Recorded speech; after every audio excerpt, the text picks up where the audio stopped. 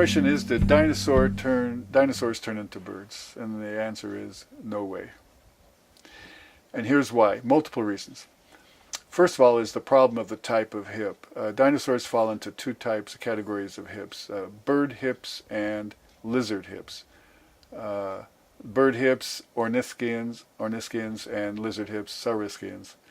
And the problem is the type of dinosaur that the evolutionists have as their candidate for evolving into birds has the wrong kind of hip.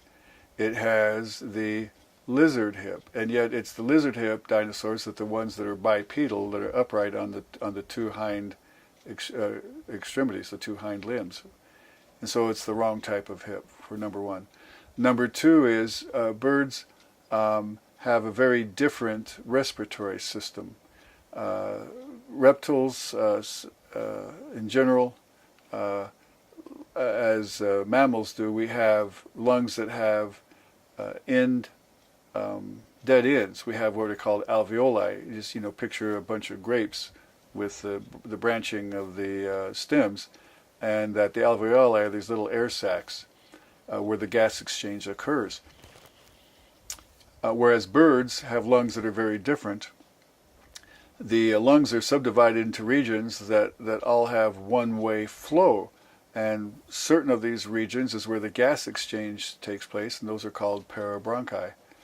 And then the air flows through the other passageways, so that the area where the gas exchange is uninterrupted, and the bird has constant airflow because of all of these air sacs that extend into other parts of the body but connect to the lungs. And some of these air sacs are in the bone of the upper arm, the humerus. And so the air sac extends from that bone, inside that bone, to the lungs. Air sacs extend down into the abdomen, up into the neck. And the reason for these air sacs is the same principle as the musical instrument that we call the bagpipe. Whereas, as you may know, the bagpipe has a very constant sound, and even though the person playing it has to stop to breathe to continue to put air into the bagpipe, because of that bag and the pressure on the bag with the arm, the flow of air through the part of the instrument that makes the sound is constant and never ceases. That's why it's called a drone, a droning sound. It never stops. Well, it's the same thing with the lungs in the bird, is that because of these air sacs, the airflow is totally constant through the lungs, and there's no cessation of gas exchange, of absorption of oxygen and getting rid of the carbon dioxide. Well, why is this necessary in birds? Well, it's because the work of flying, the metabolic work of flying in birds, is the most energy intensive form of locomotion. Requires much more energy than walking, running, or swimming. And so the bird has to have totally efficient means of being able to extract the greatest amount of oxygen from the air to be used to burn up the fuel so that those muscles can maintain flight. Another part of that story with the breathing is that the ribs in birds have joints in them. Ribs in reptiles and mammals do not have joints.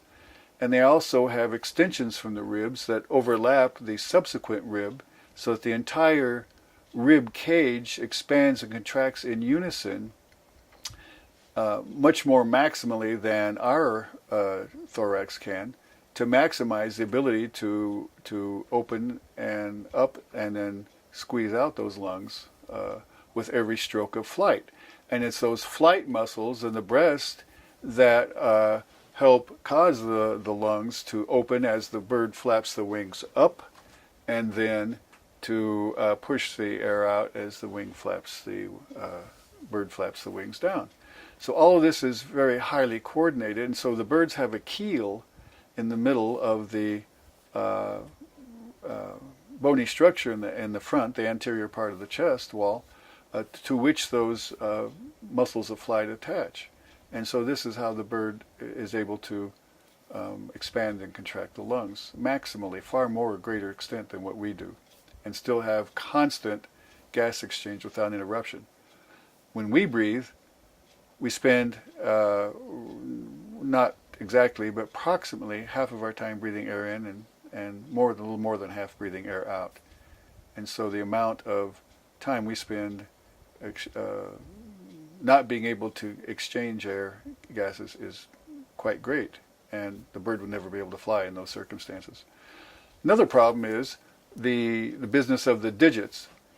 The dinosaurs, first, second, and third digit is what became their toes, whereas in the bird it's the second, third, and fourth digits that they have for the toes when the bird has 3 toes pointing forward.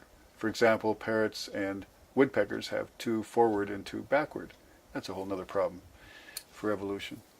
So they have the wrong digits, the wrong arrangement of digits, comparing birds to dinosaurs.